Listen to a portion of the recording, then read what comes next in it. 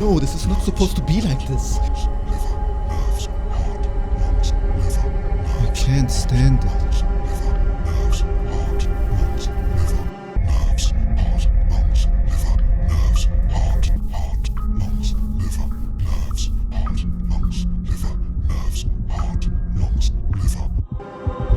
It is too much to ask. It is not fair. It is just too much. And there's the fear.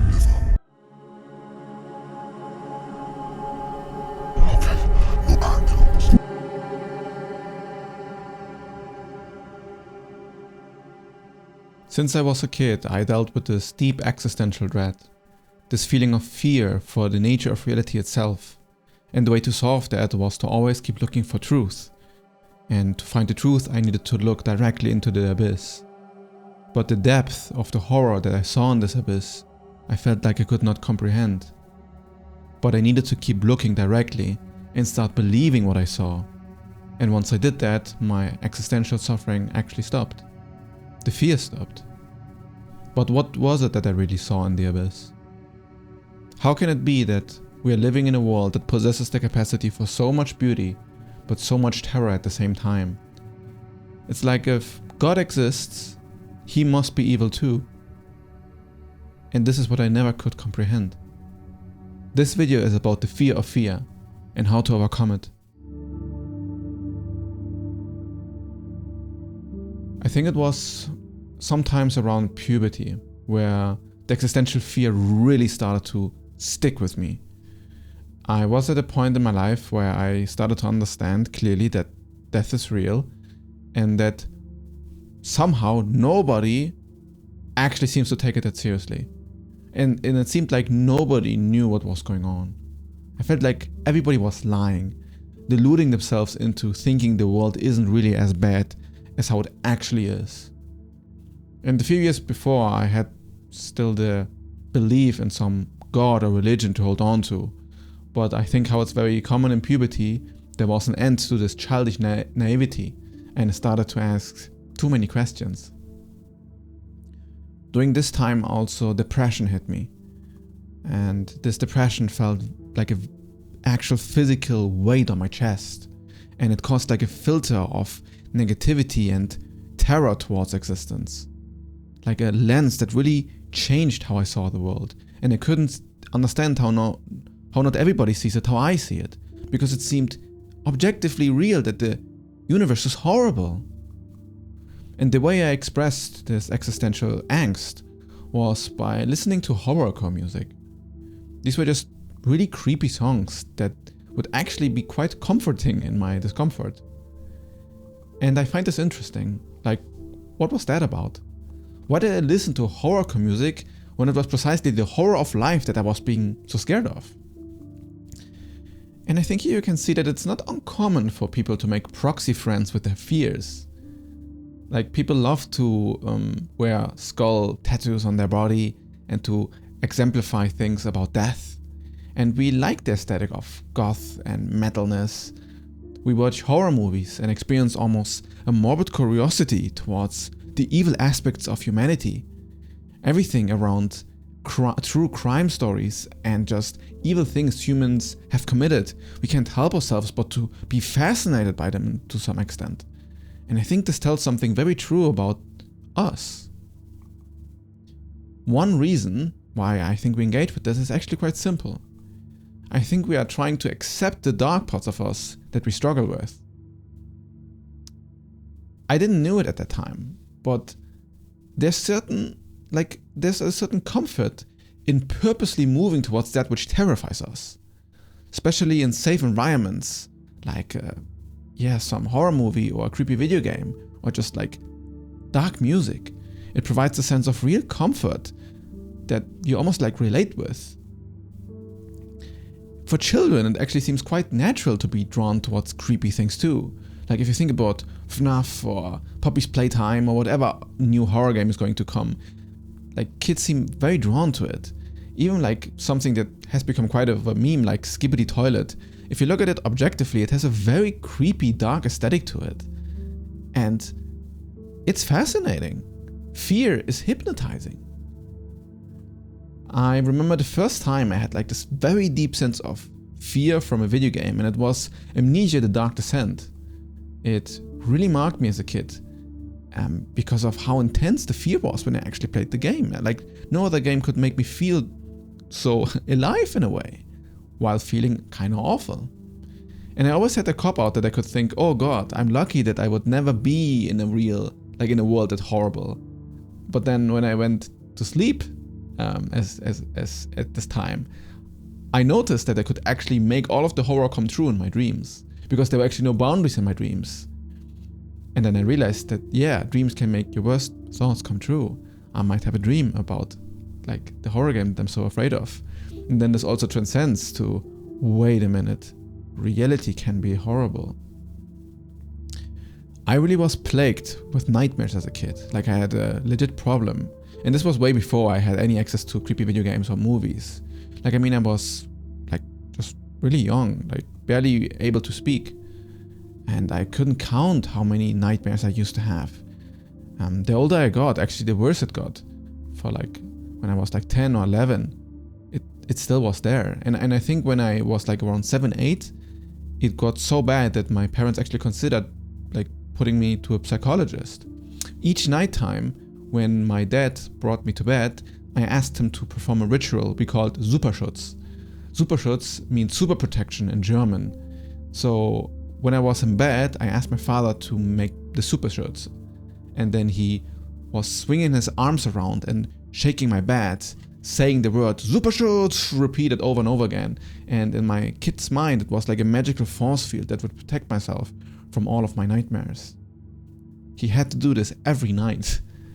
My parents were pretty concerned, but it was the only way to make me fall asleep.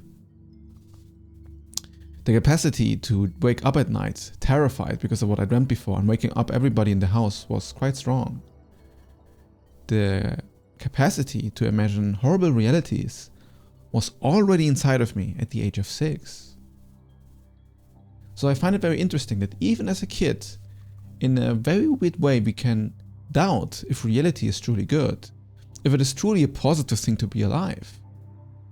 To reject one's life is really the first step, or like the main step, towards pure existential terror and depression. Just resistance towards reality itself. But why is any of this even possible? How can it be that we are living in a world that possesses the capacity for so much beauty, but then also so much terror? Like, why would it be this way? If there is a God who has created all of this, then doesn't this God have to be evil? Because, just like factually, if reality is capable of producing all of this horror stuff, well, it means that God itself, or reality itself, whatever word you want to use, gives rise to such things. So whatever reality is at its totality, or whatever God is, has the ability to create horrible, horrible things. So the only notion is to believe that God is evil, or to simply deny it, in a way of saying that whatever is evil is not a part of us. It doesn't exist. And we humans choose to deny. We fear our fears. We don't really want to confront ourselves with the horrible nature of what we are, what we have done as just humans, and what you're capable of. It's actually the fear of this potential itself that makes it so horrible. The human mind has this incredible capacity to multiply fear in its head. You are scared of the shadow, and then you close your eyes, and you imagine that the shadow is way worse than it actually is. And then you're so afraid that you run away from it, and it chases you. But it was always just your own shadow you were scared of.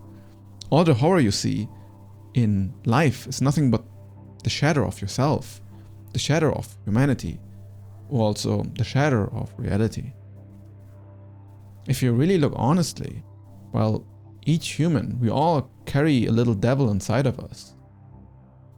So it's in a mythological way the story of Lucifer, when he got rejected from the heavens, rejected from paradise, becoming a fallen angel because he did not deserve it. And methodologically, this is kind of like where you see the split where duality got born. Like separation from the heavens turned into, hell. Or just this weird limbo, or the middle ground between these two dualities where we humans find each other. So it's like one part of God needed to be denied to become Lucifer. And this then creates the duality of good and evil. And trying to say that Lucifer, or whatever has fallen, is not a part of us, and we don't want to acknowledge it. And in the same way, there is like this idea of your higher self, like what you're supposed to be, like the good, virtuous part of you, and your shadow. And the problem is that you can't ever run away from your shadow, because the shadow is necessarily a part of you, because it is always potential you have. You're not really free if you're not able to be evil. And you're also not really powerful if you cannot be evil. So the only possible way to really acknowledge who you are and to accept reality is to integrate everything that is evil about you, and that is everything that is evil about it. To see all of humanity's atrocities as a part of you. But this would mean that you're not allowed to judge so much, and to recognize the nature or the acceptance that even can be given to evilness. And this would mean to not be scared anymore of what is possible. To accept clearly what's the case, is what you're scared of. It's just your own shadow. But all these dark parts of existence are still real. They are like equally true as the good parts are. And we can't really act as if the good is really all that there is, without accepting that the byproduct of it is that evil is something we're capable of. Where is freedom if we weren't able to act badly? So, as a consequence, from duality, everything that we know exists. So now we can have conflict. We can have one thing fighting against another. This is why war actually exists. Torture and genocides actually exist. And there's no way thinking yourself out of the existence of these things. You can simply witness it, and the potential of it makes it self-evident. What happens when you see something that you are afraid of? The nature is that it's so horrible that intuitively or reactively you can't accept it. So it's like you don't want to believe that it is true. So what is actually happening here is that, in a way, you are God who is horrified by its own creation, horrified by its own nature. It's like seeing how it is capable of doing everything, and therefore stunned by its capacity for evil and suffering. But here you can see that this evil is nothing but the consequence of freedom. Fear is nothing but disbelief of your true nature.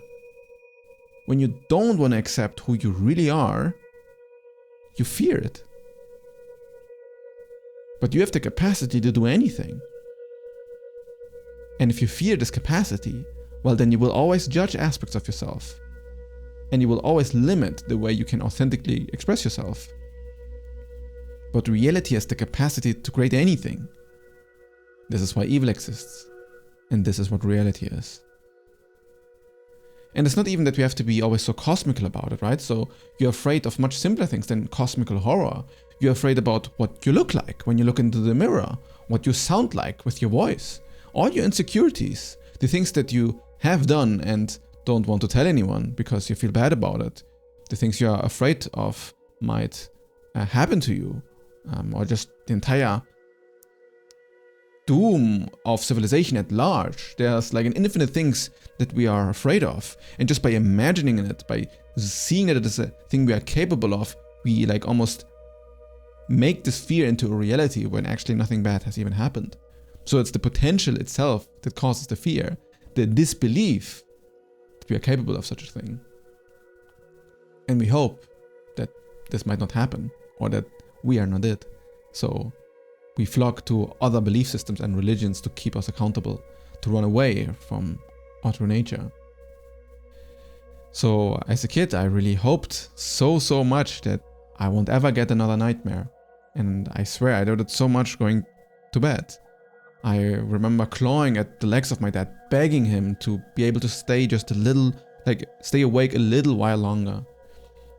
I needed to fall asleep with VHS tapes of Benjamin the elephant because I couldn't bear the silence. So I always slept with these stories in my mind. But when I stopped hoping so much of not getting a nightmare, like when I thought to myself, why am I hoping so much? Like, for what am I really hoping to change? Because what I really was doing is I was in denial. Each time I was scared of the fact that I will have to experience this fear next night again, every morning when I had a nightmare, I realized that I actually knew what was going to happen next. I knew that I was going to have a nightmare again. So I'm really just scared of myself, and I was rejecting an inevitability. Because did I really think that I never will have nightmares again in my life? Is this something realistic to hope for? Did I really think that there will be no pain in this life?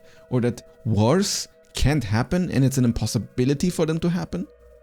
Despite death being literally the guarantee for all of us?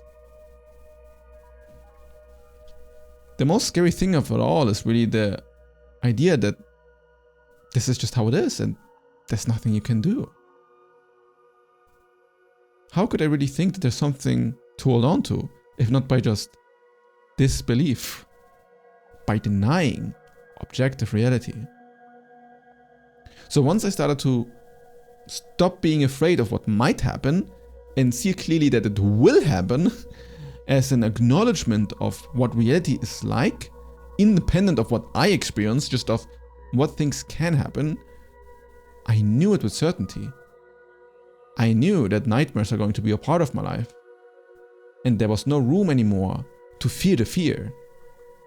I just had to go through it, and it became clearer with age that there's no way around that. And so I might be fearing the nightmare itself. I might experience some fear in the nightmare itself, but I could actually engage with these terrible visions way better. And I didn't get scared anymore before they were actually happen, or the night in the morning, like the day in the morning where I just already was scared for the next nightmare. So while I stopped the hope of it getting better, I started to not believe anymore that it had to change. And as a consequence, I could actually fall asleep and confront my nightmare demons. And over time, while I was growing older, it stopped. Nowadays, I rarely have nightmares, and when I do, I actually almost morbidly enjoy them, like some sort of horror game or video game. Isn't that ironic? And while growing older, I confronted many existential fears, and I relearned the same lesson in other domains of life. I learned to confront the fact that death is a natural part of life, and the only real reason we fear is because we don't believe what is clearly the case. Despite the truth being so goddamn obvious, I was scared to actually see who I was. I was scared to actually figure out what was true about the nature of reality itself. And I needed to confront myself with that fear by looking directly into it. And to avoid this, I was always playing psychological games in my mind. Like just mind games of denying what was just super obvious. And this is what fear does. Most of our fears are simply hidden between beliefs, concepts, and false hope. I think there's no belief in the world that isn't related to fear. Because beliefs are nothing but doubt. Doubt is nothing but fear. There truly is nothing to fear but fear itself. Accept who you are and transcend into a place where fear won't control you anymore. Because once fear is overcome, you see everything else. And it's beautiful. Any fear is expectation of what might come. It's like you don't want to know what is ahead, and it creates all of this anxiety. But this anxiety falls away when what might be ahead is confronted as just objective, actual reality. The emptiness of life is the abyss that everyone is trying to avoid. The endless shadow that we already are. The only way out of it is through. The only way to move beyond it is to look directly into the abyss. It's emptiness all the way.